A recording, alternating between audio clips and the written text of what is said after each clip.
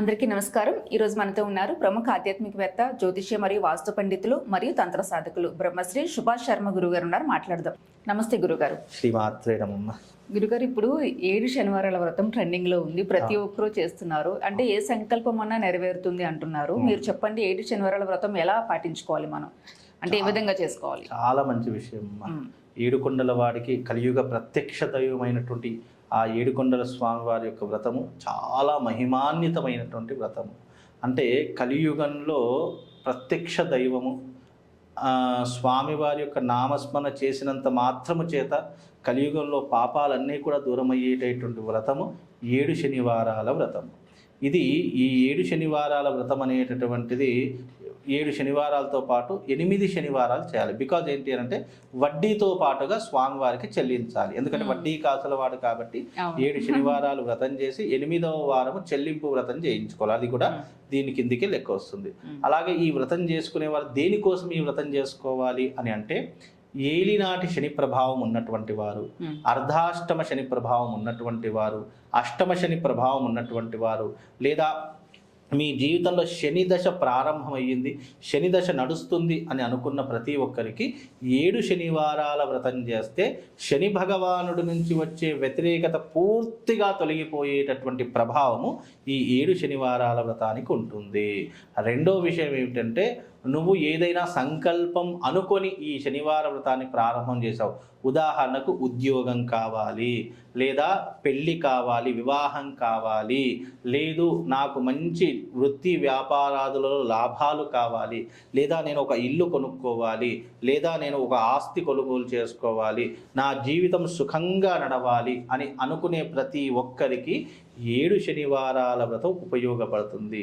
లేదా ఇంట్లో ఆరోగ్య సమస్యలు ఉన్నాయి, ఈ అనారోగ్య సమస్యలు పూర్తిగా తొలగిపోవాలి అనుకునే వాళ్లకు, అలాగే నా జీవితంలో నేను ఎదగలేకపోతున్నాను, నా జీవితాన్ని ఉద్ధరింపజేసేటగా నన్ను కరుణించు స్వామి అని చెప్పి స్వామివారి యొక్క వ్రతం. అంటే మన మనస్సులో ఏ కోరికతోనైతే వ్రతం చేస్తామో ఆ కోరిక తొందరగా ఇన్స్టంట్లో నెరవేరడానికి ఏదైనా వ్రతం ఉంది అంటే 7 శనివారాల వ్రతం. ఇది చాలా అత్యద్భుతమైనటువంటిది.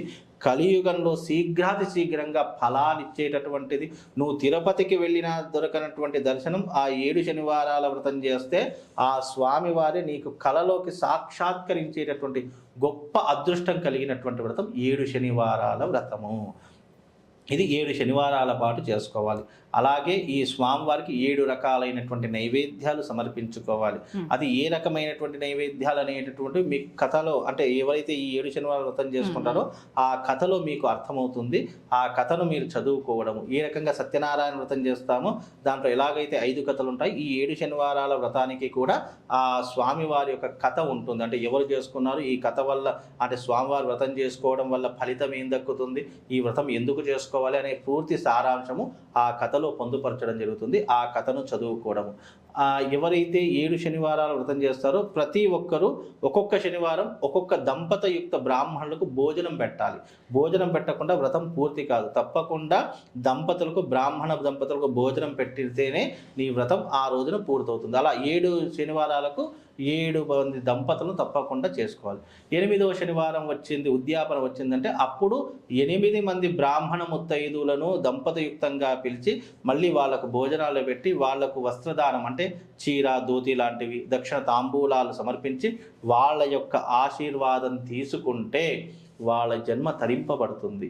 ఇక జీవితంలో ఏలినాటి శని ప్రభావం నీ జీవితంలో ఎప్పుడు వచ్చినా శని ఏమీ చేయలేదు. ఎందుకు అంటే వెంకటేశ్వర స్వామి శనీశ్వరుడు వెంకటేశ్వర స్వామితో వరం తీసుకోడు. స్వామి నిన్ను కొలిచినటువంటి వారికి నేను ఏమీ హాని చెయ్యను అని చెప్పి వరాన్ని పొందుతాడు. కనుక ఈ రకమైనటువంటి ఏలినాటి శని ప్రభావం. అలాగే మన కోరికలు నెరవేర్చుకోవడానికి కలియుగంలో ఏదైనా వ్రతం ఉందంటే అది 7 శనివారాల వ్రతము. అది చాలా మహిమాన్వితమైనటువంటిది.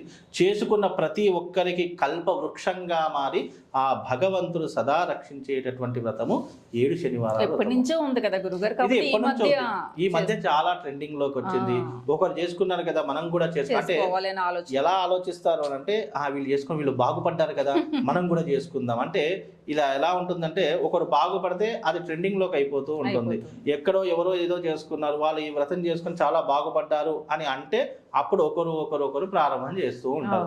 అలా కాకుండా మనం బాగున్నా బాగా లేకపోయినా నిశ్చలమైనటువంటి మనస్సుతో భక్తిపూర్వకంగా చేసుకుంటే ఆ వ్రతానికి తప్పకుండా ఫలితం కలుగుతుంది.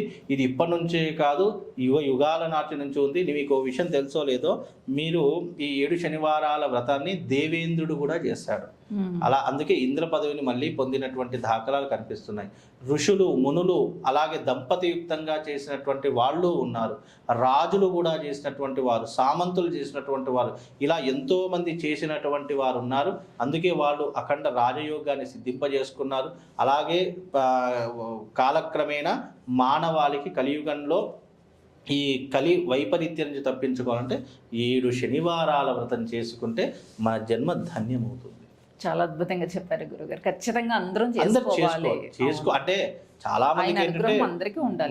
వాళ్ళ కోరికలను ఆధారంగా చేసుకుని, లేదా ఇది చేసుకుంటే బాగుంటుంది అని చేసుకున్న వారు చాలా మంది బాగుపడ్డ వాళ్ళు ఉన్నారు. ఏది ఏమైనప్పటికీ నువ్వు ఆ సంకల్పం వచ్చింది అంటే ఆయన అనుగ్రహం ఉంటేనే సంకల్పం వస్తుంది. ఆయన అనుగ్రహం లేకపోతే నువ్వు ఎన్నిసార్లు చేసుకుందాం అనుకున్నా ఏదో ఒక అడ్డంకు పడుతూనే ఉంటుంది. నీ కోరిక బలమైనది అయి ఉండి ధర్మబద్ధమైనటువంటి కోరిక అయి ఉంటే గనక ఆ భగవంతుడు ఎల్లవేళలా తోడుంటాడమ్మా. సరే గురుగారు, నమస్తే.